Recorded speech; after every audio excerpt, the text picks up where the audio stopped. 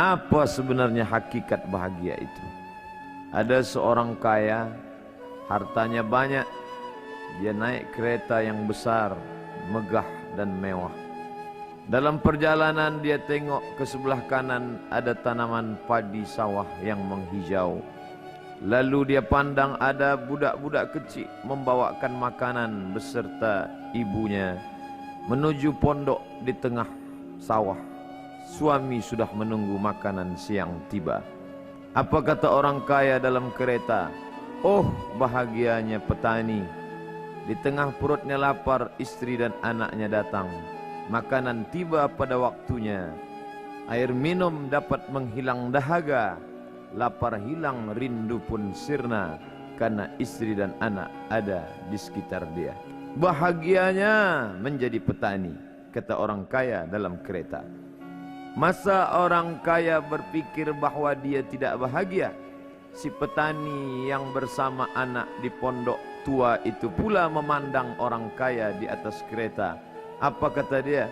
Betapa bahagianya orang kaya naik kereta, sedangkan aku hanya duduk di pondok yang tua. Maka pada hakikat dua-duanya tak bahagia. Jadi sebenarnya bahagia itu punya siapa?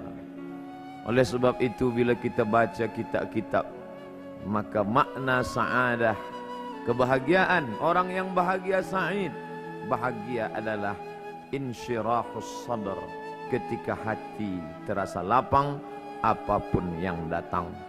Kalaulah petani yang berada di tempat rumah tua itu hatinya lapang, tentulah dia bahagia. Kalaulah orang kaya dengan kereta yang besar itu hatinya lapang, tentulah dia bahagia. Itulah mengapa Musa alaihi salam di tengah kesusahan hatinya akan melawan ayah angkat bernama Fir'aun.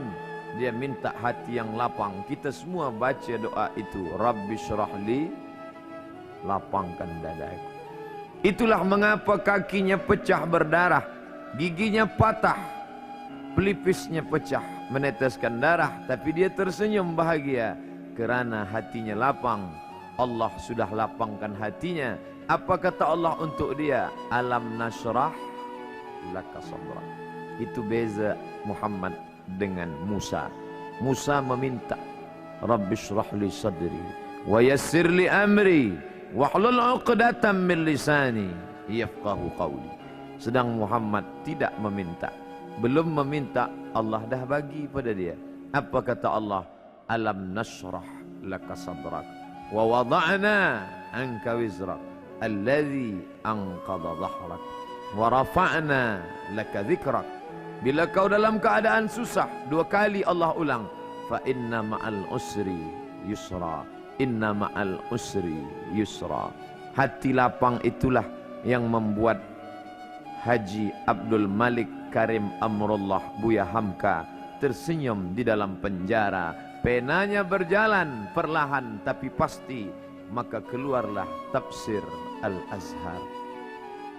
Hati yang lapang itu juga membuat Said Qutb tersenyum menghadapi tiang gantungan. Walaupun dipenjara oleh Gamal Abdul Nasir, tapi sebelum kematiannya sempat pula menulis tafsir Fi Zilalil Quran, di bawah naungan bayang-bayang Al-Quran. Apa kata Said Qutb dalam muqaddimahnya? Al-hayatu fi zilalil Quran ni'mah. Hidup di bawah naungan bayang-bayang Al-Quran itu nikmat. La ya'rifuha illa man zaqaha. Tidak ada yang boleh mengetahuinya kecuali orang yang pernah merasakannya. Maka bahagia adalah ketika hati terasa lapang. Bila kita nampak raut wajah orang yang tenang cerah, maka ketenangan bukan pada wajahnya. Bila nampak orang melangkahkan kaki dengan tenang penuh wibawa, maka ketenangan bukan pada kakinya. Bila tampak ayunan tangannya tak tergesa-gesa, maka bahagia bukan pada tangannya. Di mana letak bahagia itu? Ala fil jasadi mudghah. Ketahuilah dalam jasad ada segumpal, ada sekepal, ada sesuap. Idza salahat salahal jasadu kulluh. Kalau yang segumpal itu baik, maka yang lain ikut menjadi baik. Wa idza fasadat fasadal jasadu kulluh. Kalau yang segumpal itu rusak, maka dia pun ikut menjadi rusak. Yang segumpal itulah yang mengendalikan mata, telinga, tangan, kaki. Yang segumpal itulah tempat rindu, benci, marah, ridha, ikhlas, fasik, hasad, kufur. Di sanalah bersemayam rindu dan benci. Maka jangan terlampau benci. Habib habibaka haunamma. Kalau kau sayang, sayanglah secukupnya sahaja. Karena boleh jadi hari ini kau sayang, besok berubah menjadi kebencian. Kalau kau benci, bencilah secukupnya sahaja. Boleh jadi esok pagi dia menjadi orang yang tersayang. Berapa banyak puan-puan berkata, siapa itu? Itulah orang yang dulu paling aku benci. Tapi hari ini masih ada juga benci, tapi tak banyak. Oleh sebab itu maka dijaga dia. Yauma la yanfa'u malun, hari itu tak ada guna harta, wala banun, tak ada guna anak, illa man atallah, kecuali orang yang datang menghadap Allah biqalbin salim, dengan hati yang salim.